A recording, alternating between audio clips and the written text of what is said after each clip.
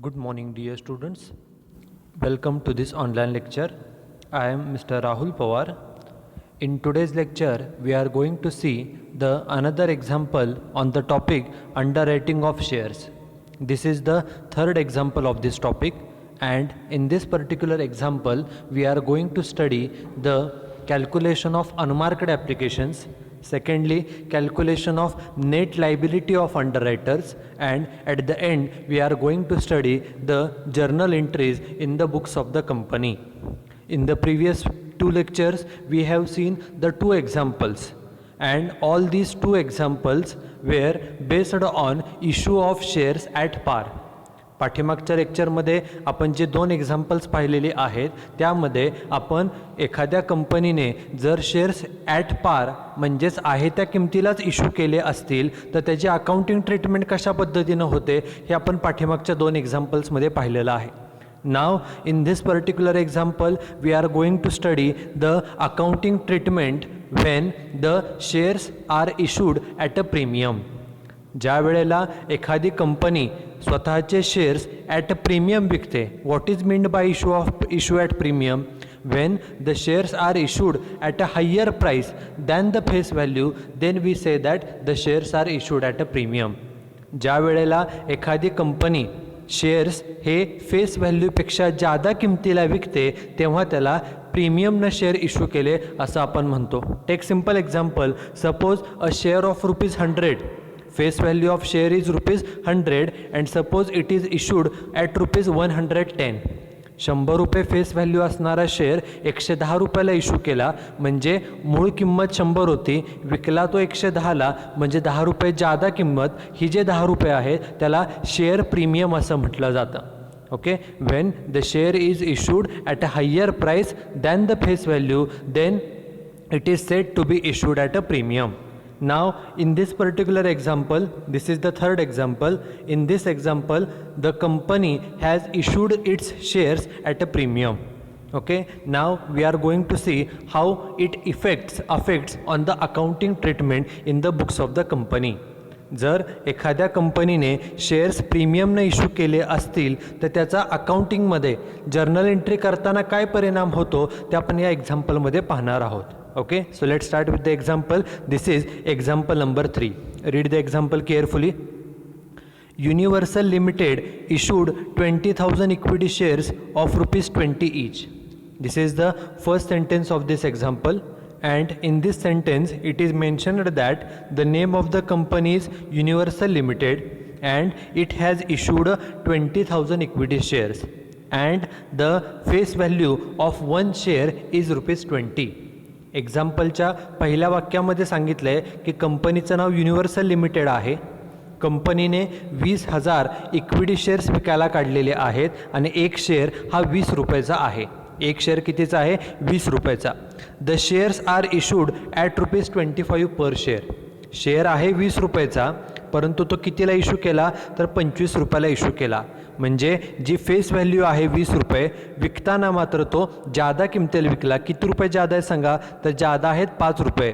ज्या वेळेला एखादी कंपनी शेअर्स जादा किमतीला विकते, फेस व्हॅल्यूपेक्षा मूळ किमतीपेक्षा जादा किमतीला विकते तेव्हा त्याला प्रीमियमने इश्यू केला असं आपण म्हणतो. Wien any company sells its shares at a higher price than the face value, then the shares are said to be issued at a premium. In this particular example, the face value of the share is ₹20 and it is issued for ₹25. It means extra 5 rupees. Okay, this 5 rupees is called as a share premium. जे एका share मागे 5 रुपये जादा collect केलेले आहे त्या 5 रुपयाला share premium असं म्हटलं जातं. Now the most important thing which we need to know is that whenever any company issues its shares at a premium or issues its shares at a par or issues its shares at a discount, ज्या वेळेला एखादी कंपनीने shares at पार विकू द्या किंवा at premium विकू द्या किंवा ॲट डिस्काउंट विकू द्या, ज्या वेळेला आपण जर्नल एंट्री करतो, whenever we make the journal entries in the books of company, then we should record the share capital at its book value, at its face value. आपल्या या एक्झाम्पलमध्ये एका शेअरची फेस व्हॅल्यू मूळ किंमत ही 20 रुपये आहे, बरोबर, आणि तो शेअर विकताना 25 रुपयाला विकला आहे. म्हणजे जर एका शेअरचा आपण विचार केला, एक शेअर इश्यू करून 25 रुपये मिळाले, कॅश अकाउंट डेबिट 25, बरोबर. या 25 पैकी शेअरचे किती आहेत, तर शेअर कॅपिटल हे नेहमी फेस व्हॅल्यूला दाखवायचं असतं. एका शेअरची फेस व्हॅल्यू 20 रुपये आहे, त्यामुळे मिळालेल्या 25 रुपयापैकी out of ₹25 received 20 rupees should be transferred to capital. मिळालेल्या 25 रुपयांपैकी 20 रुपये कॅपिटलला जातात आणि जे जादाचे 5 रुपये मिळालेले आहेत ते प्रीमियमचे आहेत, ते शेअर प्रीमियम अकाउंटला ट्रान्सफर केले जातात. ओके, एक शेअर आहे 20 रुपयाचा, तो विकला 25 रुपयाला, म्हणजे पैसे मिळाले 25. या 25 पैकी 20 रुपये हे कॅपिटलला जातात आणि जे जादाचे 5 रुपये आहेत मिळालेले आहेत ते प्रीमियम आहे, शेअर प्रीमियम अकाउंटला ते ट्रान्सफर केले जातात. ही गोष्ट आपल्याला जर्नल एंट्री करताना लक्षातही ठेवावी लागणार आहे. Okay, here the share is of ₹20 and it is issued at ₹25 per share. All the shares are underwritten by ABCD in the ratio of 3:3:2:2. Okay, this is their ratio in which they have taken the responsibility for selling the shares of the company. आपल्या एक्झाम्पलमध्ये सुरुवातीला सांगितलं होतं की एकूण 20,000 shares आहेत आणि आत्ता सांगितलं आहे हे सर्व 20,000 शेअर्स हे अंडर रिटर्न केले ABCDने. A, B, C and D, these 4 are the underwriters of the company, and these 4 underwriters have taken the responsibility for selling all the shares, and their responsibility is in the ratio of 3:3:2:2. 3:2:2. जर आपण या सर्वांची बेरीज केली 3:3:2:2 तर बेरीज किती येते, बेरीज येते 10. म्हणजे एकूण शेअर्स 20,000 आहेत. 20,000ला जर आपण 10ने डिवाइड केलं, 20,000ला 10ने डिवाइड केलं तर एक हिस्सा कितीचा येतो, एक हिस्सा येतो 2,000चा. एक हिस्सा 2,000चा, पहिल्याला 3 म्हणजे 6,000, दुसऱ्याला 3 म्हणजे 6,000, 4,000 आणि 4,000, म्हणजे 6,000, 6,000 आणि 4,000 आणि 4,000 या रेशोमध्ये ABCD या चौघांनी शेअर्स विकण्याची जबाबदारी घेतलेली आहे. ओके, आणि आपण पाठीमागच्या 2 एक्झाम्पल्समध्ये पाहिलेलं आहे की जे अंडररायटर्स असतात, एजंट्स असतात, त्यांनी किती शेअर्स विकण्याची जबाबदारी घेतलेली आहे. आपल्या एक्झाम्पलमध्ये आपण आत्ताच फाइंड आउट केलं, एकूण शेअर्स 20,000 आहेत आणि त्यांच्या रेशोची बेरीज 10 आहे, म्हणून डिवायडेड बाय 10 केल्यानंतर आपल्याला एक हिस्सा 2,000चा मिळाला. एक हिस्सा 2,000चा, पहिल्याला 3 म्हणजे 6,000, दुसऱ्याला पण 3 म्हणजे 6,000, तिसऱ्याला 2, चौथ्याला 2 म्हणजे 4,000 आणि 4,000, म्हणजे 6, 6, 4, 4 ही त्यांची झाली ग्रॉस लायबिलिटी. बघा इथं आपण जेव्हा नेट लायबिलिटी फाइंड आउट करतो तेव्हा एची लायबिलिटी 6, 6, 4 आणि 4.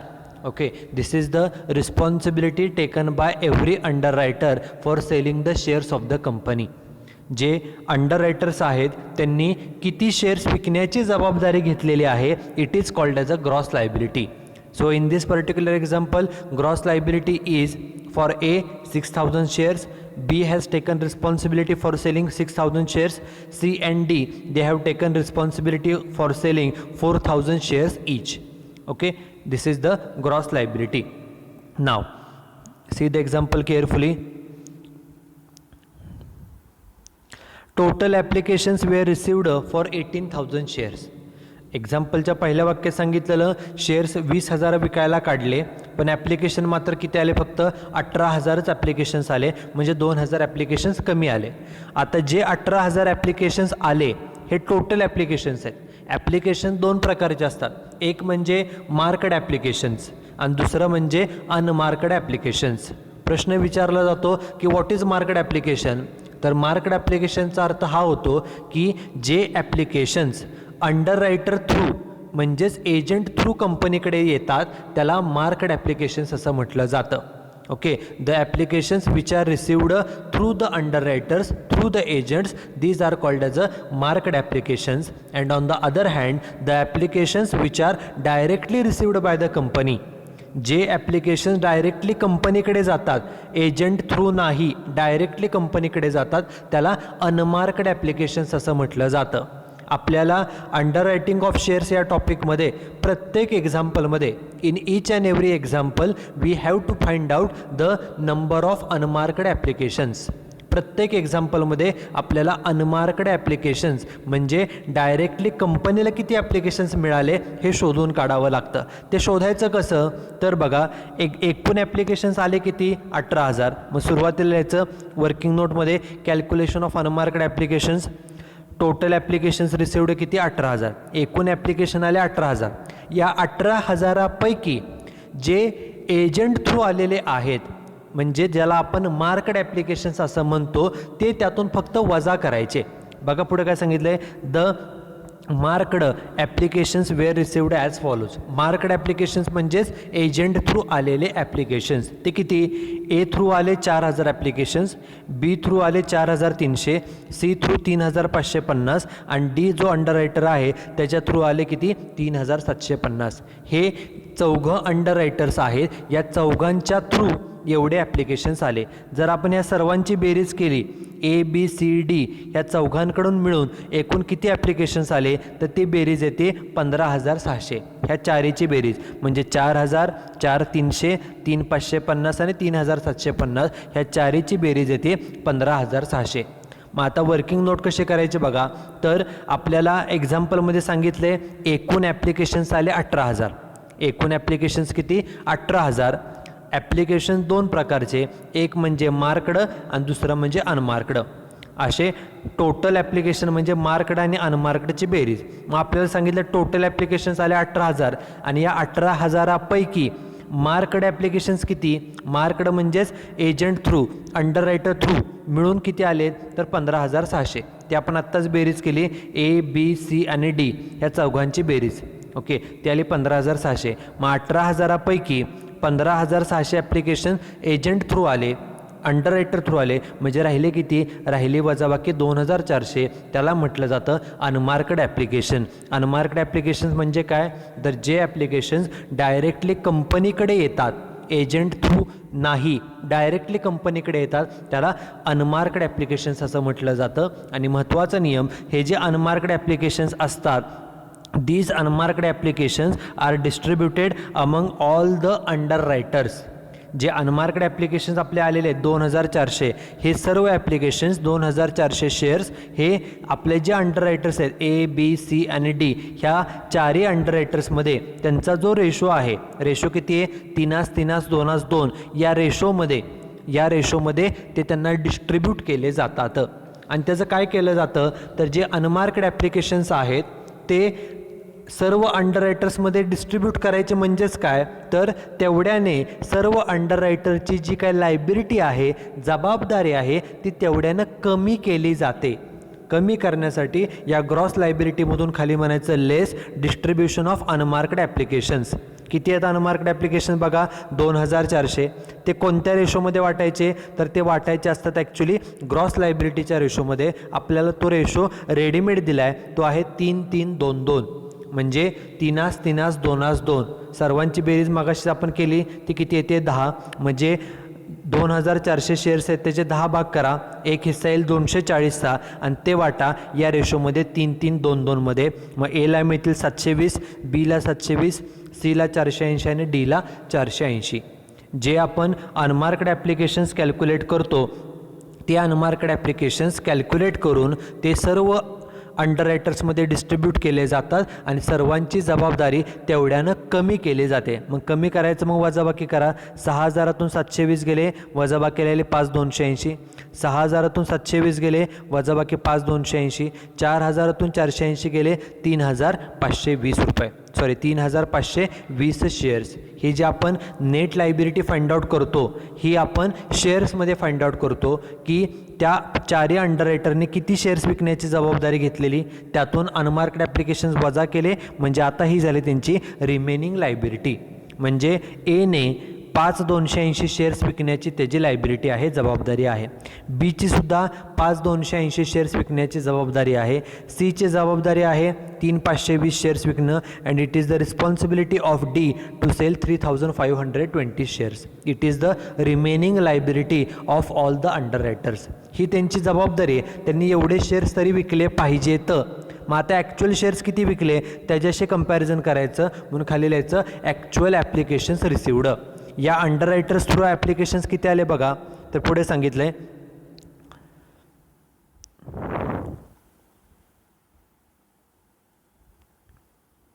एक्झाम्पलमध्ये सांगितलं बघा, ॲप्लिकेशन्स रिसिवड मार्कड ॲप्लिकेशन म्हणजेच अंडररायटर थ्रू किती आले, ए थ्रू आले 4000. मग बघा इथे लिहिलं आहे ए थ्रू किती आले ॲप्लिकेशन 4000.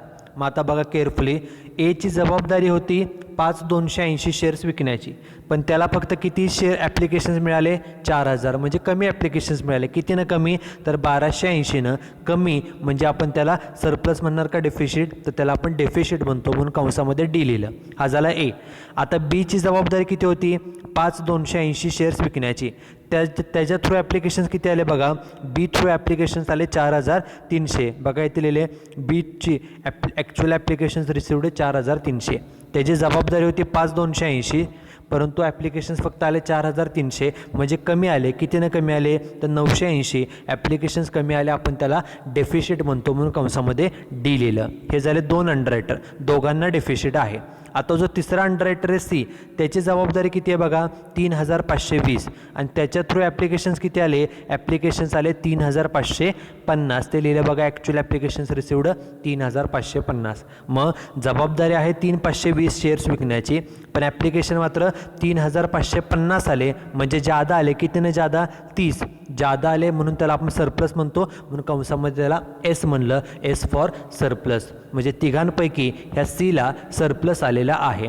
आणि आता चौथा आणि शेवटचा अंडररायटर डी, त्याची रिस्पॉन्सिबिलिटी आहे 3520 शेअर्स विकण्याची लायबिलिटी, आणि त्याच्या थ्रू ॲप्लिकेशन किती आले, 3750. म्हणून ते तिथे लिहिलं 3750. त्याची जबाबदारी होती 3520 शेअर्स विकण्याची, पण त्यानं जादा ॲप्लिकेशन्स मिळवले. कितीनं जादा, 230 ॲप्लिकेशन जादा आले. जादाला आपण सरप्लस म्हणतो, म्हणून कंसामध्ये त्याला एस म्हणलं, एस फॉर सरप्लस. ओके. आता नेहमीचा नियम, आपण डेफिशिट फाइंड आउट केलं, दोघांना डेफिशिट आहे ए आणि बीला, आणि सरप्लस पण दोघांना आहे सी आणि डीला.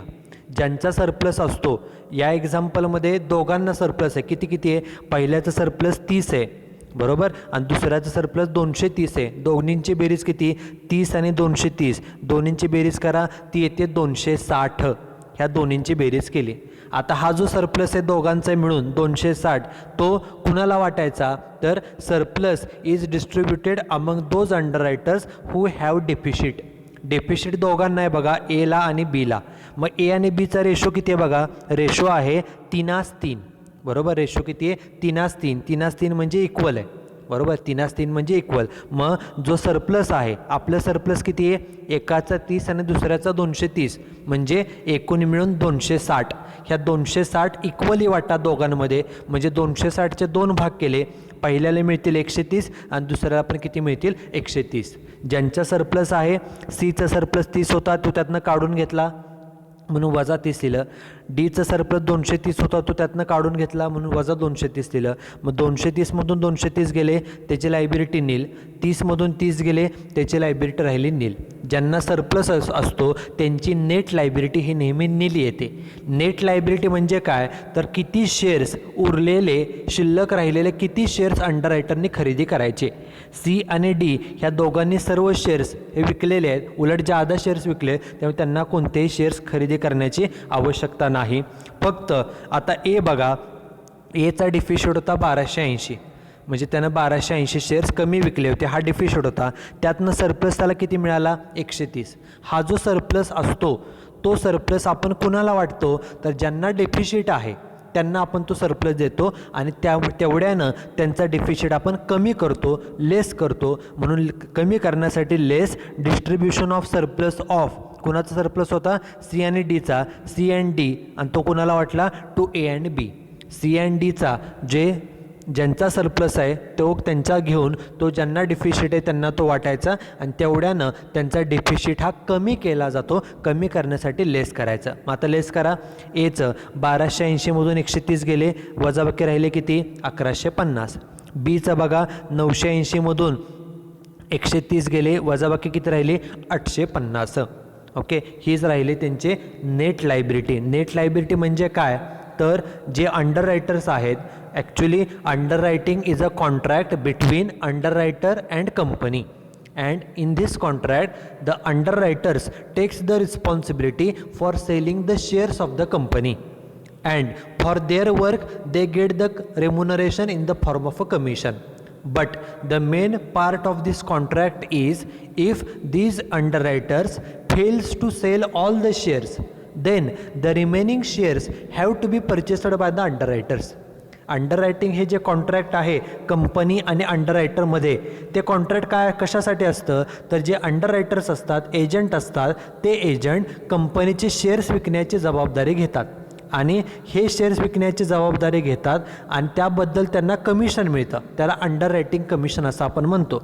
आणि जर जे शेअर्स विकायला जबाबदारी घेतलेली आहे अंडररायटर्सनी, ते सगळे शेअर्स जर त्यांना विकता आले नाहीत तर उरलेले शेअर्स हे स्वतः त्या अंडररायटर्सला खरेदी करावे लागतात. किती शेअर्स खरेदी करावे लागतील अंडररायटरला, त्याला म्हटलं जातं नेट लायबिलिटी. आपल्या एक्झाम्पलमध्ये एनं किती शेअर्स खरेदी करायचे, 1150 शेअर्स. बीने किती शेअर्स खरेदी करायचे, 850. बाकी सी आणि डीने काही शेअर्स खरेदी करायचे नाहीत. These are the number of shares which has to be purchased by underwriter A and underwriter B. ह्या दोघांनी एवढे शेअर्स खरेदी करायचे आहेत. हे शेअर्स अंडररायटरने खरेदी करायचे आणि त्याचे पैसे कंपनीला द्यायचे. कंपनीला पैसे मिळणार. आता आपण ज्या जर्नल एंट्री करतो त्या कंपनीच्या बुक्समध्ये करतो, in the books of company journal entries. Okay, नेहमीचा format date, particular, LF debit amount आणि क्रेडिट अमाऊंट. आता ही जी फर्स्ट एंट्री आहे, 1150 शेअर्स एनं खरेदी करायचे, 850 शेअर्स बीनं खरेदी करायचे. ओके, शेअर्स खरेदी करायचे आणि त्याचे पैसे कंपनीला मिळणार आहेत. कंपनीला पैसे मिळणार, एकडून पैसे मिळणार, बीकडून पैसे मिळणार. पैसे मिळणार म्हणजे कंपनीला पैसे मिळणार म्हणजे ही झाली कंपनीची असेट. आणि आपण 11वीपासून शिकलो आहे, असेटचा बॅलन्स हा डेबिट असतो. एकडून पैसे मिळणार म्हणून ए अकाउंट डेबिट, बीकडून पैसे मिळणार म्हणून बी अकाउंटला डेबिट. किती रुपयाला डेबिट द्यायचं, एनं किती शेअर्स खरेदी करायचे आहेत, 1150. म्हणून 1150 शेअर्सचे एक शेअर कंपनीनं कितीला विकला आहे बघा, एक शेअर कंपनीनं 25 रुपयाला विकलेला आहे. मग 1150 शेअर्सचे 25 रुपयेप्रमाणे एकडून 28,750 रुपये येणं आहे. हे झालं एचं. तसंच बीकडून बघा, त्यानं किती शेअर्स खरेदी करायचे आहेत, 850. 850 शेअर्सचे 25 प्रमाणे त्याच्याकडून कंपनीला किती येणं आहे तर 21,250. एवढे पैसे कंपनीला येणे आहे, त्या अंडररायटरकडून येणं आहे. 28,750 आणि 21,250 एवढे शेअर्सचे पैसे येणं आहे. पैसे येणं आहे एकडून बीकडून म्हणून त्याला डेबिट दिलं, कारण पैसे येणं आहे म्हणजे ती असेट आहे, असेटचा बॅलन्स असतो डेबिट म्हणून डेबिट दिलं. आता क्रेडिट कशाला, तर हे जे पैसे येणार आहेत हे कशाचे पैसे येणार आहेत तर शेअर्सचे. शेअर्स विकून जे पैसे मिळतात त्याला आपण शेअर कॅपिटल म्हणतो. आणि आपण 11वीपासून शिकलो आहे, capital is shown on the liability side and all the liabilities have a credit balance. So share कॅपिटलला क्रेडिट द्या, सो टू शेअर कॅपिटल. आता क्रेडिट कितीनं द्यायचं बघा, एनं 1150 शेअर्स खरेदी करायचे आणि बीनं 850. असं दोघांनी मिळून एकूण किती शेअर्स खरेदी करायचे, दोघांचे मिळून 2000 शेअर्स होतात. हे 2000 शेअर्स, एक शेअर विकलाय 25 रुपयाला, परंतु शेअर कॅपिटल जे असतं, share capital is always shown in the books of accounts at its face value, at its original price. आपल्या एक्झाम्पलमध्ये सांगितलं आहे, आपला एक शेअर खरा कितीचा आहे, 20 रुपयाचा आहे. विकताना तो 25ला विकला, 5 रुपये जादानं, पण त्याची मूळ किंमत फेस व्हॅल्यू ही 20 रुपये आहे. म्हणून 20,000 शेअर्स इन टू ₹20 असे शेअर कॅपिटलचे किती येणं आहे तर 40,000 रुपये. ओके, 20,000 शेअर्सवरती 2000 शेअर्सवरती 20 रुपयेप्रमाणे 40,000 रुपये कॅपिटलचे आहेत. आणि उरलेले जे पैसे आहेत, 20 रुपयाचा शेअर 25ला विकला म्हणजे 5 रुपये जादा, 5 रुपये जादा मिळणार म्हणजे हा फायदा झाला. फायदा आहे नॉमिनल अकाउंटचा नियम, credit the incomes and gains. Gain म्हणजे फायदा झाला की त्याला क्रेडिट द्या, म्हणून ह्या फायद्याला दिलं क्रेडिट. जो प्रीमियम आहे 5 रुपये एका शेअर मागे, मग 2000 शेअर्स आहेत आपले आणि 5 रुपये प्रीमियम एका शेअरचा, असं एकूण प्रीमियम किती 10,000 रुपये. प्रीमियमला क्रेडिट का दिलं, कारण प्रीमियम म्हणजे 20 रुपयाचा शेअर 25ला विकला म्हणजे 5 रुपये प्रॉफिट आहे. नॉमिनल अकाउंटचा नियम असतो credit the incomes and gains. Gains म्हणजे प्रॉफिट झाला की त्याला क्रेडिट दिलं जातं, म्हणून ह्या जो प्रॉफिट आहे शेअर प्रीमियम आहे त्याला क्रेडिट दिलं. नॅरेशन दिलं, being shares to be purchased by the underwriters. ही जी जर्नल एंट्री आहे याच्यामध्ये नवीन एकच गोष्ट आहे की 20 रुपयाचा शेअर 25ला विकला म्हणजे एजंटकडून मिळताना 25 प्रमाणे पैसे मिळतील, मात्र कॅपिटलला फेस व्हॅल्यूप्रमाणे पैसे जातात आणि प्रीमियमला जो प्रीमियम आहे तेवढी रक्कम ही प्रीमियमला ट्रान्सफर केली जाते. दिस इज द फर्स्ट एंट्री. आणि ह्या एंट्रीमधून काय मिळतं आपल्याला, तर ह्या फर्स्ट एंट्रीमधून आपल्याला समजतं की आपण ह्या जर्नल एंट्री कंपनीच्या बुक्समध्ये करतो आहे, बरोबर. यावरून आपल्याला काय कळतं, तर आपल्या कंपनीला एजंटकडून ए असो किंवा बी असो यांच्याकडून किती रुपये येणं आहे हे ह्या एंट्रीवरून कळतं. फक्त दोघांकडूनच, ए आणि बी या दोघांकडूनच पैसे फक्त येणं आहे. ही झाली पहिली एंट्री. आता दुसरी एंट्री काय करायची असते, सेकंड एंट्री करायची असते अंडर रायटिंग कमिशन. आता कमिशनची एंट्री करण्यापूर्वी शेवटचं सेंटेन्स काय बघा एक्झाम्पलमध्ये, अंडर रायटिंग कमिशन किती, @3% ऑफ इश्यू प्राईस. 3% कमिशन द्यायचं आहे, पण कशाचे 3%, इश्यू प्राईसच्या. इश्यू प्राईस म्हणजे काय, आपण शेअर्स कितीला विकले ती किंमत. आपला शेअर आहे 20 रुपयाचा, परंतु तो विकला आहे कितीला, 25 रुपयाला. मग 25 रुपयावरती कमिशन 3% द्यायचं आहे. मग आता कमिशनची एंट्री करूया. आता कमिशन देत असताना हे कमिशन जे अंडर रायटर्स आहेत ए बी सी डी ह्या चौघांना मिळेल. आणि कशावरती कमिशन कॅल्क्युलेट करायचं असतं, तर त्यांनी किती शेअर्स विकण्याची जबाबदारी घेतली होती, 6, 6, 4 आणि 4 एवढ्या सगळ्या शेअर्सवरती त्यांना कमिशन द्यायचं.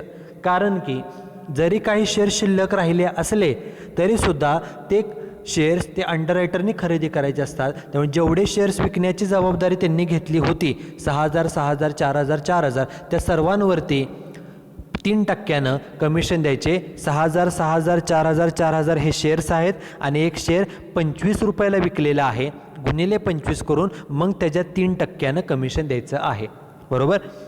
मग बघा आता जर्नल एंट्री आपण करूया. आपण आता एंट्री करायची कमिशनची. कंपनीच्या बुक्समध्ये आपण एंट्री करतोय. कमिशन पेड करावं लागतं एजंटला, त्यामुळे कमिशन हा खर्च आहे. नॉमिनल अकाउंटचं नियम, डेबिट द एक्सपेन्सेस, खर्चाला डेबिट द्या म्हणून अंडर रायटिंग कमिशन अकाउंटला दिलं डेबिट. आता किती रुपयानं डेबिट द्यायचं बघा, तर आपले एकूण शेअर्स किती विकायला काढलेत आपण, 20,000 आणि कमिशन 3% आहे इश्यू प्राईसच्या.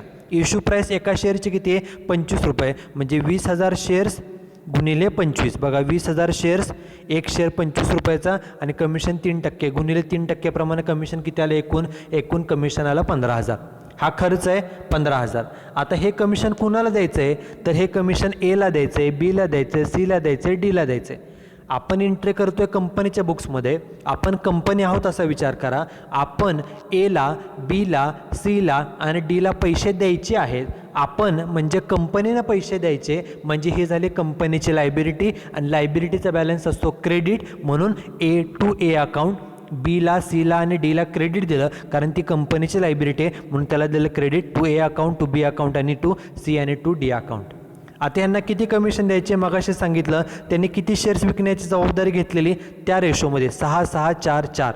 6,000, 6,000, 4,000 आणि 4,000 म्हणून बघा 6,000 शेअर, 6,000 शेअर्स, 4,000 आणि 4,000 गुणिले कमिशन 3% आहे इश्यू प्राईसच्या. म्हणून पहिल्यांदा इश्यू प्राईस घ्या. एका शेअरचे 25, 25, 25, 25 आणि त्याच्यात 3%, 3%, 3% आणि 3%. कॅल्क्युलेशन करा. 6,000 गुणिले 25 गुणिले 3% म्हणजे एला 4,500 कमिशन द्यायचे, बीला सुद्धा तेवढं 4,500, सीला 4,000 शेअर्स गुणिले 25 गुणिले 3% 3,000 कमिशन आणि डीला सुद्धा किती 3,000 कमिशन देणं आहे. Narration being underwriting commission payable to the underwriters, एवढं कमिशन देणं आहे. हे जे पैसे असतात ही एंट्री कशासाठी, की कंपनी किती रुपये देणे आहे प्रत्येक अंडर रायटरला, हे ह्यावरून कळतं. ह्या 2 एंट्री झाल्यानंतर आता जी शेवटची एंट्री करायची असते ती सेटलमेंटची करायची असते. आपल्या एक्झाम्पलमध्ये 4 अंडर रायटर्स आहेत, ए बी सी आणि डी. मग आता ह्या 4ही जे अंडर रायटर्स आहेत त्यांची सेपरेट एंट्री करायची. त्यामध्ये फक्त महत्त्वाच्या 2च गोष्टी बघायच्या की पहिली एंट्रीमध्ये कोण कोण आहे, ए आणि बी. त्यामुळे त्यांचीच एंट्री फक्त करणं हे थोडं महत्त्वाचं आहे. महत्त्वाचं म्हणजे काळजीपूर्वक करावं लागतं. बघा ही पहिली एंट्री मगाशी सांगितली, ही काय दाखवते तर ए कडून किती रुपये येणं आहे, 28,750. ए कडून आपल्या कंपनीला, आपण जर्नल एंट्री कंपनीच्या बुक्समध्ये करतोय म्हणजे आपण कंपनी आहोत असं समजा. पहिली एंट्री सांगते की ए कडून किती रुपये येणं आहे, 28,750 आणि दुसरी एंट्री सांगते एला देणं किती आहे तर 4,500. 4,500च फक्त द्यायचे आणि येणं मात्र आहे 28,750. मग ते एकामेकातून मायनस करा. 28,750मधून हे 4,500 वजा करा, म्हणजे यायचे किती राहिले तरी वजाबाकी राहिली 24,250. आता ह्याचा अर्थ काय बघा की आपण कंपनी आहोत, ए कडून 28,750 येणं आहे आणि त्याला देणं किती आहे तर 4,500. मग आपण त्याला म्हणू शकतो जे तुला 4,500 कमिशनचे द्यायचे ते हे जे पहिले येणं आहे त्यातून ॲडजस्ट कर आणि राहिलेले जे काय 23-24 हजार रुपये आहेत तेवढे फक्त आम्हाला दे. कंपनीला त्या एककडून तेवढे पैसे येणं आहे, पैसे येणं आहे, ते पैसे आले कंपनीला, पैसे आले की कॅश अकाउंट डेबिट आणि कुणाकडून आले एककडून, म्हणून 2A अकाउंट. कंपनीला पैसे मिळाले की कॅश अकाउंट किंवा बँक अकाउंट डेबिट. किती रुपये आले बघा तर 28,750मधनं 4,500 वजा केले. हे काय केलं, पहिल्या एंट्रीमधून दिसत होतं 28,750 रुपये येणं आहे आणि दुसऱ्या एंट्रीमधून समजत होतं 4,500 देणं आहे. ते एकमेकातून मायनस केले म्हणजे राहिलेत फक्त किती 24,250. तेवढेच पैसे कंपनीला येणे होते, ते पैसे आले म्हणून कॅश अकाउंट डेबिट आणि कुणाकडून आले एकडून, म्हणून 2A account. Narration being amount received from A after adjusting underwriting commission. Same entry करायची बीची सुद्धा बघा. पहिली जर्नल एंट्री सांगते की बी कडून किती रुपये कंपनीला येणं आहे 21,250. हे कशाचे तर शेअर्स जे शिल्लक होते त्याचे 21,250 रुपये बी कडून आपल्या कंपनीला येणं आहे. आपण जर्नल एंट्री कोणाच्या बुक्समध्ये करतो कंपनीच्या, म्हणजे आपण कंपनी आहोत, आपल्याला या बी कडून 21,250 येणं आहे आणि आपण त्या एजंटला 4,500 रुपये देणं आहे. मग येणं जे आहे 21,250 त्यातनं ते 4,500 वजा करा म्हणजे राहिले किती रुपये तेवढेच फक्त आपल्याला बी कडून मिळतील. बी कडून पैसे मिळतील, बी कडून पैसे आले की कॅश अकाउंट डेबिट आणि कुणाकडून आले बी कडून, म्हणून 2B अकाउंट. मगाशी जसं ए कडून आले म्हणून 2A, तसं आता बी कडून आले म्हणून 2B अकाउंट. आता किती अमाऊंट दाखवायचे बघा तर मगाच्यासारखं येणं होतं 21,250, त्यातनं वजा त्यांना देणं किती होतं बीला 4,500, तेवढे वजा करा. 21,250 वजा 4,500 म्हणजे किती रुपये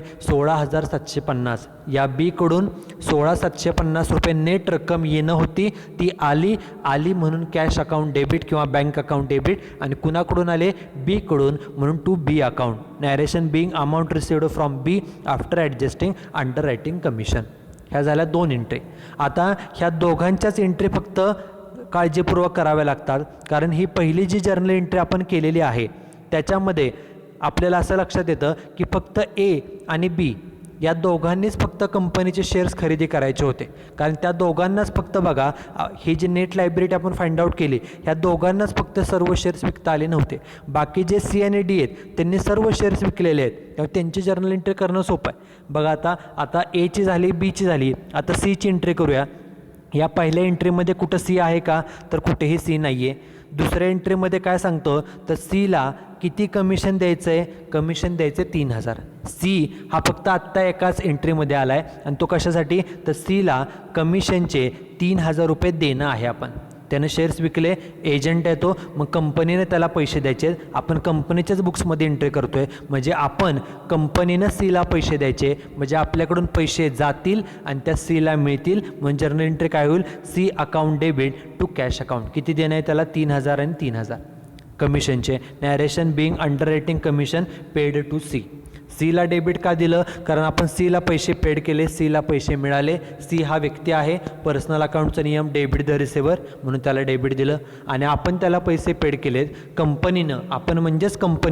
आपण कंपनीच्या बुक्समध्ये एंट्री करतोय, कंपनीनं पैसे पेड केले म्हणजे कंपनीचे पैसे गेले म्हणून टू कॅश किंवा टू बँक अकाउंट.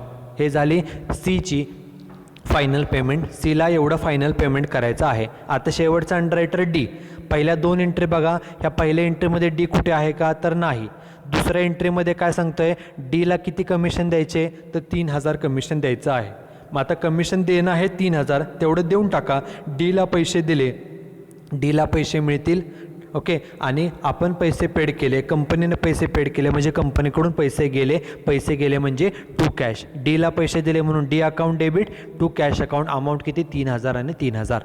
पैसे गेले म्हणून टू कॅश म्हणा किंवा टू बँक म्हणा. डीला पैसे दिले म्हणून D account debit to cash account. Narration being underwriting commission paid to D. Okay, so these are the journal entries in the books of the company. This is the third example on this particular topic. In this particular example, first we calculated the number of unmarked applications. After that we calculated the net liability of underwriters, and after that at the end we make the journal entries in the books of the company which has issued the shares. या एक्झाम्पलमध्ये आपण सुरुवातीला unmarked applications कसे find out करायचे ते पाहिलं, त्याच्यानंतर प्रत्येक अंडररायटरची net liability find out केली आणि कंपनीच्या बुक्समध्ये जर्नल एंट्री आपण ह्या केलेल्या आहेत. या एक्झाम्पलमध्ये शेअर्स प्रीमियमने इश्यू केले होते, हे एक्झाम्पल पाहिलं. नेक्स्ट लेक्चरमध्ये आपण जर शेअर्स डिस्काउंटने इश्यू केले असतील तर अकाउंटिंगमध्ये काय फरक पडतो ते आपण पाहणार आहोत. Okay, you should write down this example and solution in your notebook. Okay, that's it with this lecture. Thank you very much.